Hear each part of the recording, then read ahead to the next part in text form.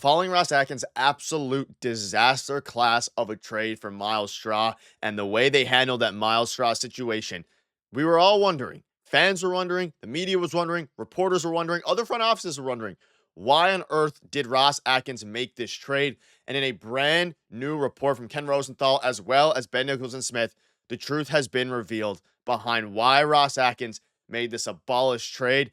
And quite frankly, Jays fans are left absolutely livid and fired up following this move. We're going to break down why Ross Atkins did it and what this means going forward as they attempt, the front office that is, to restore a disastrous last 12 to 18 months for this team. But before we get into that, if you're part of the 70% who aren't subscribed to the channel, place to be for daily Jays content. Thank you guys for your continued support. We're on the road to 16,000 subscribers.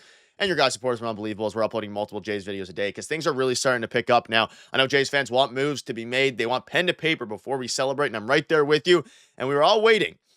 We were all clamoring, waiting for, a reason behind Ross Atkins' Miles Straw's trade. And we finally got some answers from industry sources. And we're going to start with this one. There's two different reports from separate reporters. This one's from Ken Rosenthal. The Blue Jays believe that Straw, a one-time Gold Glove center fielder who spent most of last season at the AAA level, could still be a useful player and that his salary will not be prohibitive. But sensing the Dodgers were the favorites, the Jays seemed determined to prove to Sasaki they were willing to do everything possible to land him. And it gets crazier than this. It was a dubious strategy, especially without a deal in place, prompting one executive to say, "My phone has been blowing up all day with WTF Jays." An executive still involved in the process took note of the Blue Jays adding to the pool of money they could offer Sasaki, but took some solace in the fact that Joel Wolfe, Sasaki's agent, had given the remaining clubs similar instructions. But the Jays' motivation was clear. They'd hoped that their push for Sasaki would end differently from their failed runs at Ohtani and Soto, which only teased the fan base and further framed the franchise as perpetual runners-up. So there's a few things in here. Ben Nicholson-Smith goes further in depth, so stay tuned for that in a couple minutes here.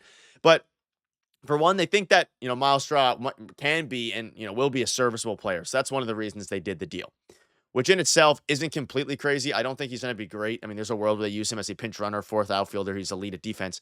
And they also, this is another report saying that his salary will not be prohibitive. So ultimately, they're going to go over the CBT threshold. They're going to go hopefully into the $300 million or $300 million range, which we'll discuss later. But man, oh man, it's interesting. And everybody thought that the Jays had a prearranged agreement, not a prearranged agreement, but, Joe Wolf said, okay, the Jays are going to land Sasaki. That wasn't the case. They were just making a big gamble to where other rival executives were saying WTF Jays. And again, Joel Wolf, the agent of Roki Sasaki, did not tell the Blue Jays that they were going to land him. That was not on the table. That was not a thing. So they just hoped that they wanted to show Sasaki they were willing to do everything possible to land him. Ultimately, they did not land him at all. And it makes it a lot worse. And I mean, it's better. There were three scenarios. One, they made this trade because they had a prearranged agreement. That wasn't the case. Two, they made this trade because they wanted to increase their odds and they're willing to blow past the budget, which was ultimately the case. And that seems like what's going to happen. And of course, the disastrous scenario was they don't have any more budget. They took a huge gamble and Ross Atkins should be fired. Should he be fired still? Probably. He probably should be fired. But like Ben Nicholson-Smith said yesterday, and I covered that in the video this morning, like I covered in the video this morning, yeah, like the Jays are willing to go over the cap. They aren't going to feel prohibitive, and they're not going to lose out on other players because of money when it comes to the Miles Straw trade or because they're going to go into the CBT threshold or anything like that.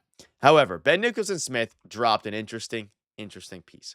Outrighted off the Cleveland roster last March, Miles Straw is guaranteed $14.75 million, but the Jays are only taking on $11 million of that, not the $11.8 million reported. So it's a bit better than we all thought.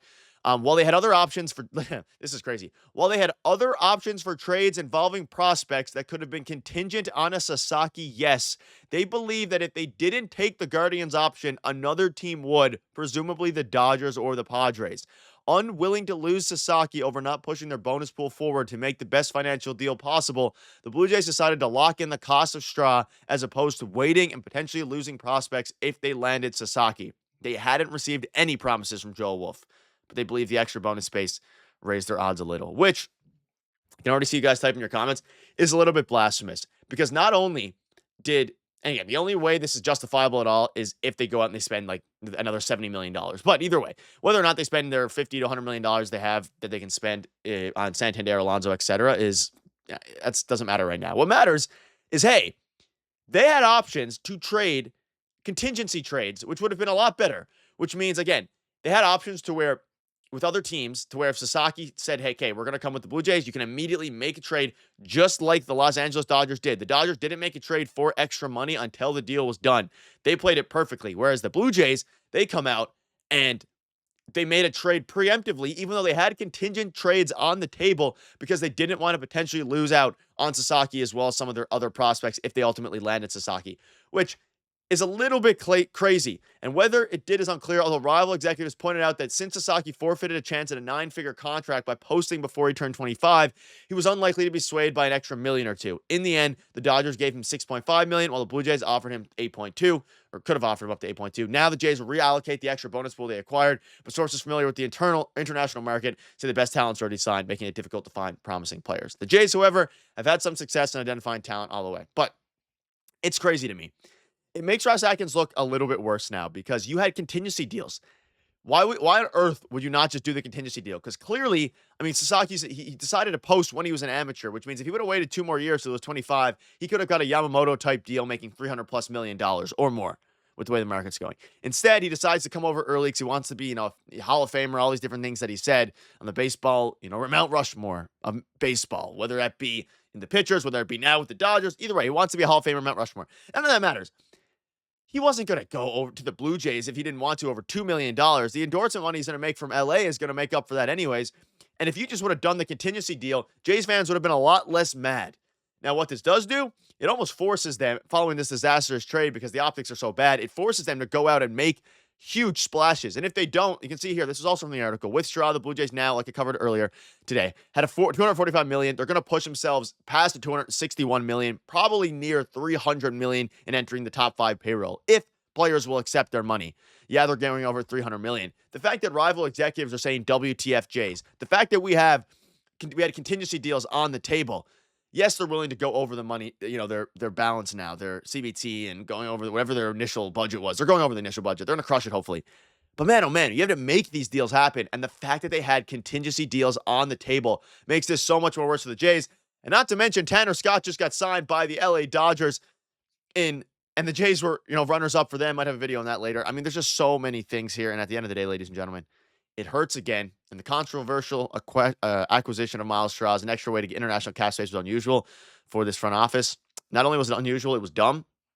And these, the actual reason behind it is almost even worse. And it was because they wanted to guarantee their best chance at landing Roki Sasaki. And ultimately, it guaranteed their best chance at having $5 million of dead salary. $5 million this year, $6 million next year. It's not quite as bad as we initially thought. They're going to go over the CBT, but let me know down below your thoughts on this. It's absolutely ridiculous. We're going to keep you up to date with all the latest news. Things are getting crazier, and ultimately, the Jays need to make some moves.